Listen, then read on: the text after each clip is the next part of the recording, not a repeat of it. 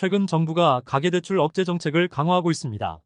KB국민은행은 10월까지만 운영하려던 소유권 이전 조건부 전세대출 제한 조치를 추가로 더 연장해서 운영하기로 결정했습니다.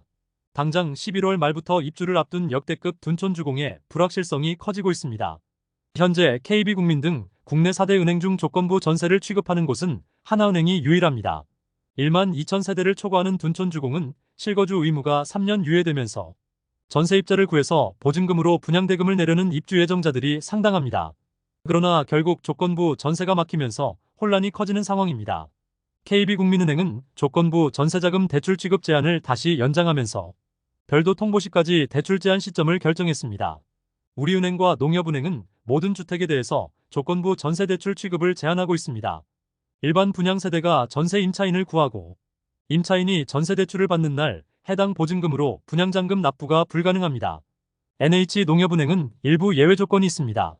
대출 실행일 전일까지 임대인이 분양대금을 완납한 사실이 인정되면 임차인에게 전세자금 대출을 실행하고 있습니다. 다만 임차인의 전세보증금으로 분양대금을 완납하려는 경우 갭투자 수요로 보고 대출을 내어주지 않습니다. 신한은행도 조건부 전세대출 정책을 시행하고 있으나 신축 아파트는 청약 등에 따른 분양권 취득으로 이미 수년 전에 소유권을 취득한 상태로 보고 별도의 제한은 하지 않고 있습니다. 그러나 최근 들어 추가 규제로 신축에 대한 조건부 전세를 중단했습니다. 현재 유일하게 조건부 전세를 취급하고 있는 하나은행에서도 대출 수요가 몰리면서 규제를 추가로 강화할 가능성이 높아지고 있습니다. 은행권 관계자는 둔촌주공은 관련 대출만 3조 원에 달하기 때문에 올해 남은 대출한도 여력이 없는 은행들이 잔금 대출에 난색을 표하고 있다며 다만 내년 3월 입주기한 전까지 대출 규제가 완화되면 조건부 전세대출과 잔금대출 이용이 가능할 것으로 보인다고 했습니다. 우리은행이 신용대출 12종에 대한 비대면 판매를 중단합니다. 새마을금고에 이어서 농협도 조만간 다주택자의 주담대 중단을 발표할 예정입니다. 역대급 가계부채로 은행들이 계속 대출 규제를 강화하고 있습니다. 금융권에 따르면 우리은행이 10월 30일부터 연말까지 비대면 채널을 통한 신용대출 판매를 중단합니다. 대출 상품은 우량 협약기업 임직원 대출과 우리 원하는 직장인 대출, 주거래 직장인 대출과 기업체 임원 집단 대출, 드림카 대출과 스페셜론 등 총 12종에 달하고 있습니다. 우리은행은 10월 25일부터 가계대출 관리 차원에서 신용대출 갈아타기 상품의 우대금리를 축소한 바 있습니다. 우리은행 관계자는 안정적인 가계부채 관리를 위한 조치라며 대내외 상황에 따라 시행기간이 조기 종료되거나 연장될 수 있다고 했습니다. 풍선 효과가 심화된 이금융권도 본격적인 대출 조이기를 시작합니다. 농협중앙회가 11월 초에 다주택자 주담대 제한을 발표할 예정이고 신협중앙회와 수협도 비슷한 내용을 조만간 발표할 전망입니다. 또 새마을금고가 다주택자의 수도권 주담대를 중단할 방침이며 생활안정자금 목적의 주담대 한도를 1억 원까지 축소합니다. 금융당국은 상황이 심각해지는 이금융권 대출 증가를 예의주시하고 있고 DSR 규제 내용을 더 강화하는 방안 등을 유력하게 검토할 것으로 알려지고 있습니다. 지난해 뱅크런 사태로 주목받았던 새마을금고에서 최근엔 가계부채 이슈가 최대 복병으로 떠오르고 있습니다.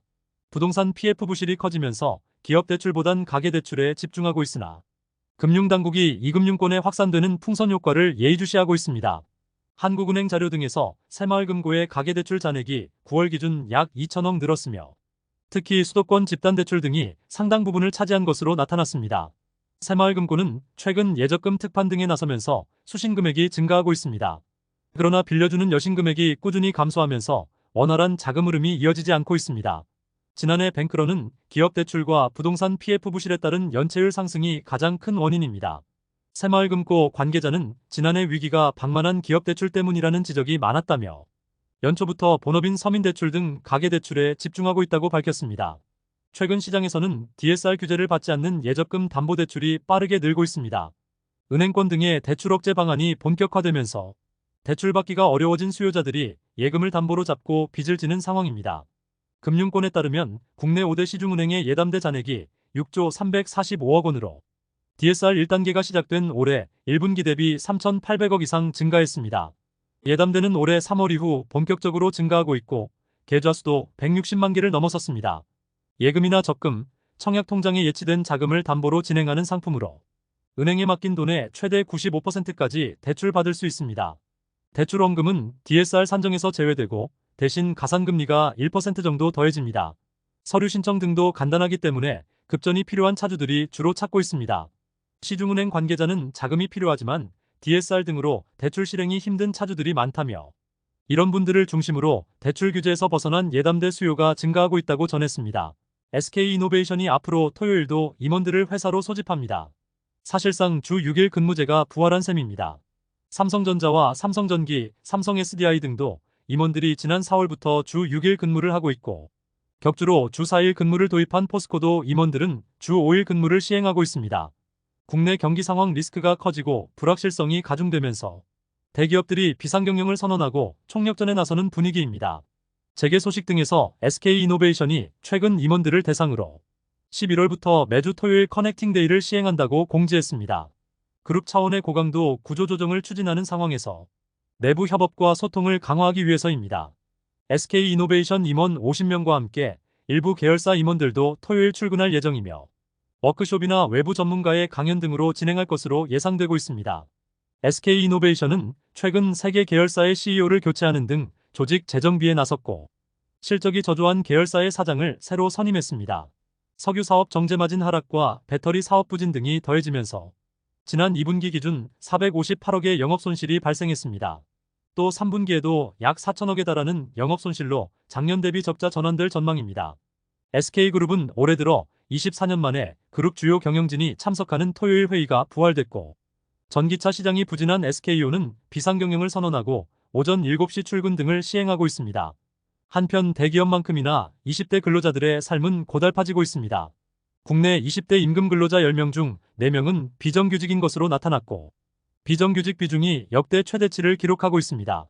통계청 자료에서 지난 8월 기준 20대 근로자 중 비정규직이 146만 1천 명으로 관련 통계조사가 시작된 2003년 8월 이후 역대 최대치로 나타났습니다.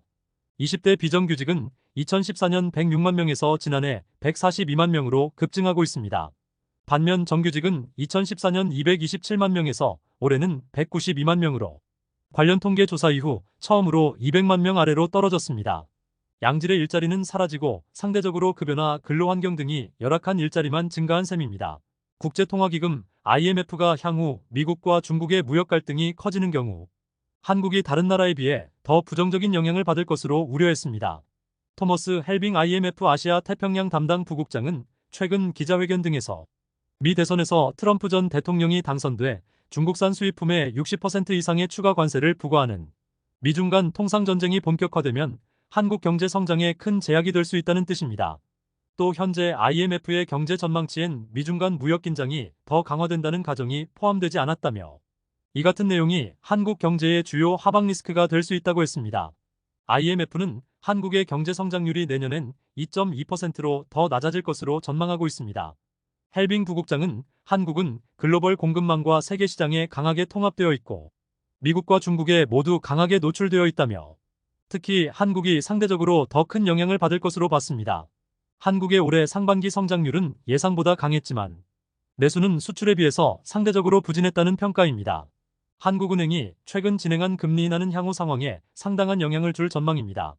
물가 상승률이 점차 떨어지면서 실질 구매력이 상승할 것이라며 내수 시장에 대한 불확실성이 점차 완화될 것으로 내다봤습니다. 한국은행은 최근 기준금리를 연 3.25%로 인하했으며 지난 2021년 8월부터 작년 1월까지 지속하던 금리 인상 사이클을 중단했습니다. 중국의 경기 둔화는 한국의 수출 감소의 큰 요인 중 하나로 손꼽히며 수출 중심의 한국 경제가 외부 여건 악화에 쉽게 휘둘릴 수 있는 위험입니다. 한국은행 총재도 중국의 내부 경쟁이 치열해지면서 중국 기업들이 수요를 찾아서 해외로 나가면서 글로벌 가치 사슬이 바뀌고 있다고 했습니다. 지금까지 잼스톤TV였습니다. 오늘 영상 도움되셨으면 구독과 좋아요 부탁드립니다. 시청해주셔서 감사합니다.